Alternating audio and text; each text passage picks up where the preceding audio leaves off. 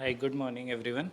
At the outset, would like to thanks Dr. Ashay, and Dr. Nilesh, and would also like to thanks both the Dr. Bhavesh Poladi and Dr. Bhavesh Parik sir for simplifying my job.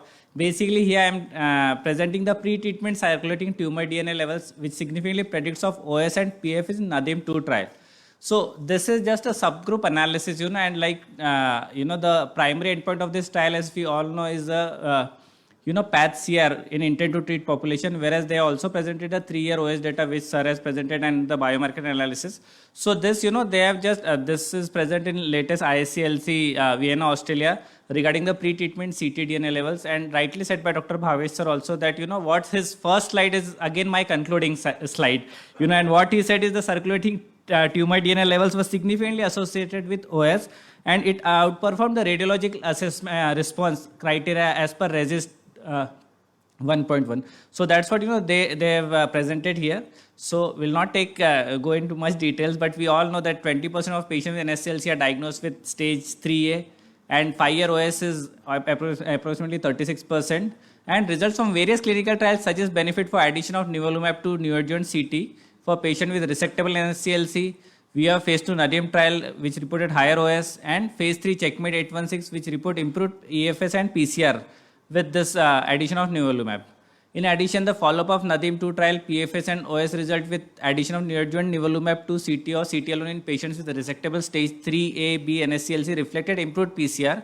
So investigators conclude that NADIM 2 is first clinical trial with neoadjuvant immunotherapy based combination to show improved OS. That we all agreed.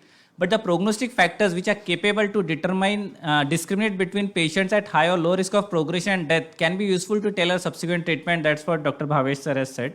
So currently there are no biomarkers available to identify patients who exhibit a long-term benefit from chemoimmunotherapy treatment.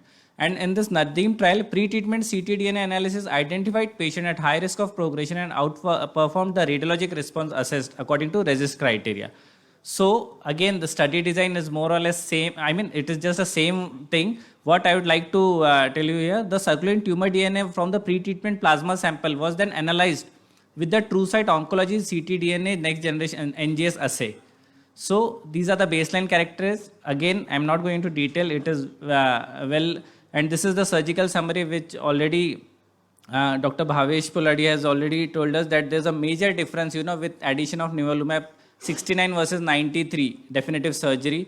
Again, if we see the downstaging, again it is better with nivolumab. And these are the PFS and OS, the survival curves very well known that with addition of nivolumab, it has not reached. Again, secondary endpoint OS not reached.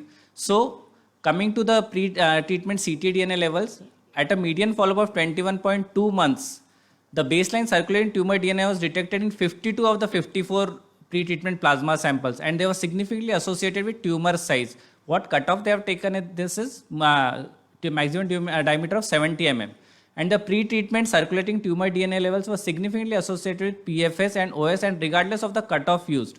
So what they use initial when Dr. Bhavesh sir has presented, they use the cutoff of MF of less than 1%. Here, when they present this subgroup analysis, they use a cutoff of 5% mutant allele frequency.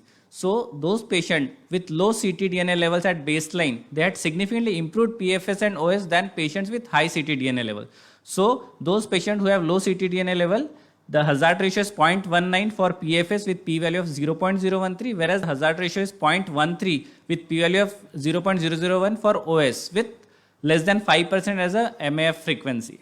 So these are the hazard ratio and 95% confidence interval for PFS and OS according to the circulating tumor DNA at baseline. So you can see this MF4, the p-value is around 0.006. As soon as the MF frequency is more than 5, this the PFS and OS, they start declining.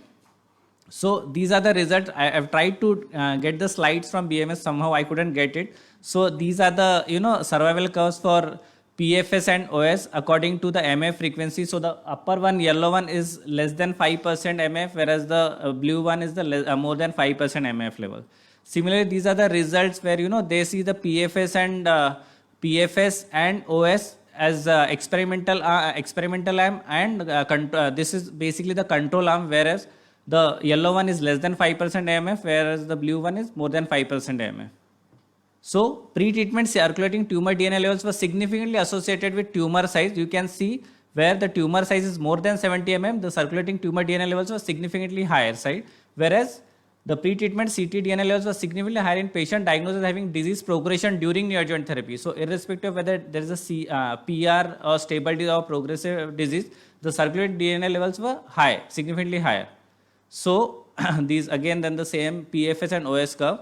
So the baseline circulating tumor DNA clearly identified patients at high risk of progression and death and may be used to tailor subsequent treatment accordingly.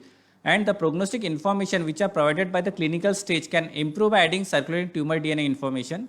It added a significant degree of prognostic information in the clinical stage in terms of OS and PFS, and pre-treatment ctDNA levels significantly correlated with tumor size. That's what the conclusion. Thank you.